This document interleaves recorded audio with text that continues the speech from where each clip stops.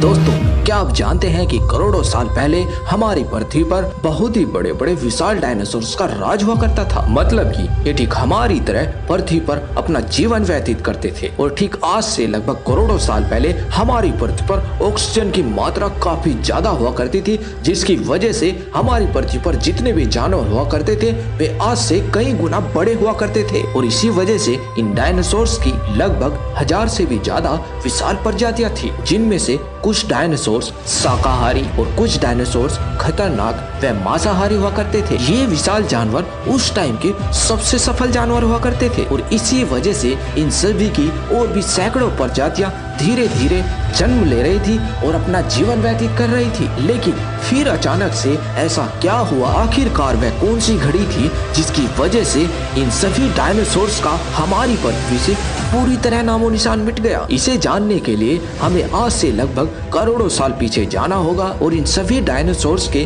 अंतिम दिन को करीब से देखना होगा। तो चलिए आपको लेकर चलते हैं इस रोमांचक सफर पर, जहां पर आपको देखने को मिलेगा कि हमारी पृथ्वी पर इन सभी डायनासोर्स की शुरुआत कैसे हुई।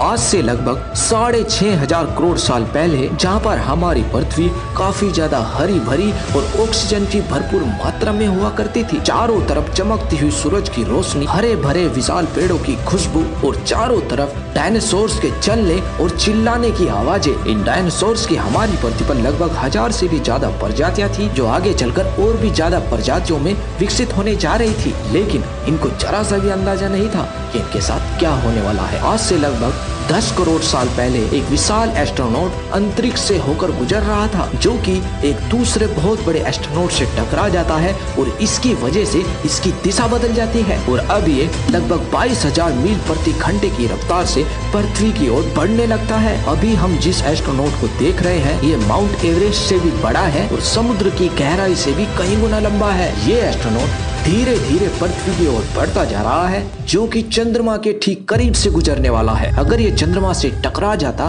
तो शायद इन सभी डायनासोर्स की जान बच सकती थी, लेकिन इनकी किस्मत में शायद जिंदा रहना नहीं था। अब ये एस्ट्रोनॉट चंद्रमा की सतह से गुजरता हुआ पृथ्वी की ओर काफी तेजी से बढ़ने लगा है। ये एस्ट्रोनॉट जब पृथ्वी के वातावरण के संपर्क में आया तो इसकी स्पीड कई गुना ज्यादा तेजी से बढ़ने लगी। अब ये पृथ्वी के वायुमंडल में घुसते ही घर्षण बल के कारण एक आग के गोले में तब्दील हो चुका था और ये पृथ्वी की ओर वायु से लगभग 60 गुना तेजी से बढ़ रहा होता है और पृथ्वी से लगभग 500 मील ऊंचाई पर भी इसकी चमक इतनी ज्यादा है, मतलब कि इसकी चमक इतनी ज्यादा थी कि धरती से टकराने से पहले ही हजारों जीव इस आग के दहकते गोले को देखकर पूरी तरीके से अंधे हो चुके थे। अब कुछ ही क्षणों में ये पृथ्वी से पूरी तरीके से टकरा जाता है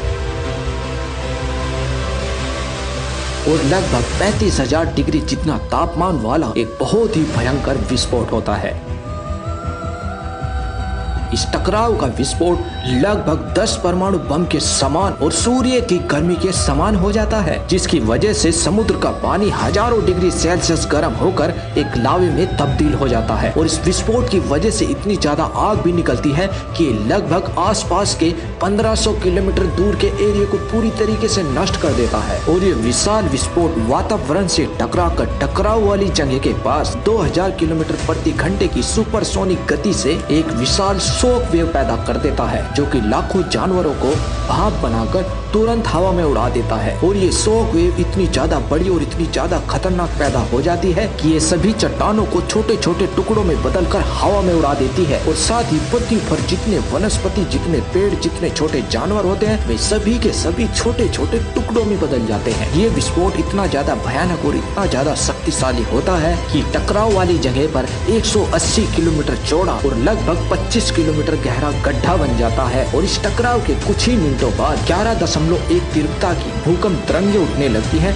जो कि अब तक की सबसे बड़ी तरंगे होने वाली थी, जिसकी वजह से समुद्र में बहुत बड़ी बड़ी सुनामी लहरें बन गई, जो कि लगभग 1 किलोमीटर ऊंचाई पैदा करके एक बहुत बड़ी सुनामी में बदल गई, जिसकी वजह से चारों तरफ बहुत बड़ी बड़ी सुनामी पैदा हो गई और साथ ही इन तीव्रता तरंगों से इतनी ज्यादा हलचल पैदा हुई कि जमीन के अंदर से बहुत बड़ी बड़ी ज्वालामुखी बाहर आने लगी। लगी और ज्वालामुखी की वजह से जगह जगह पर इतने ज्यादा विस्फोट होने लगे कि इसने आधे महाद्वीप को अपनी ज्वाला से ढक दिया और ये लगभग 30,000 सालों तक ऐसे ही दहकता रहा। यहाँ तक कि टकराव की वजह से पृथ्वी कई जगहों से बीच में से फटना शुरू हो गई, जिसकी वजह से आधे जानवर उसमें गिरकर मरने लगे और यहीं से पृथ्वी का पूरी तरीके से विनाश होना शुरू हो गया। अब इस महाविनाश में उड़ने वाले डायनासोर जमीनी खतरों से तो बच गए, लेकिन अभी भी असली विनाश बाकी था। विस्फोटक की वजह से जो अरबों टन पत्थर और जो धूल के छोटे छोटे कण अंतरिक्ष में उड़ गए थे, तो ग्रेविटी फोर्स के कारण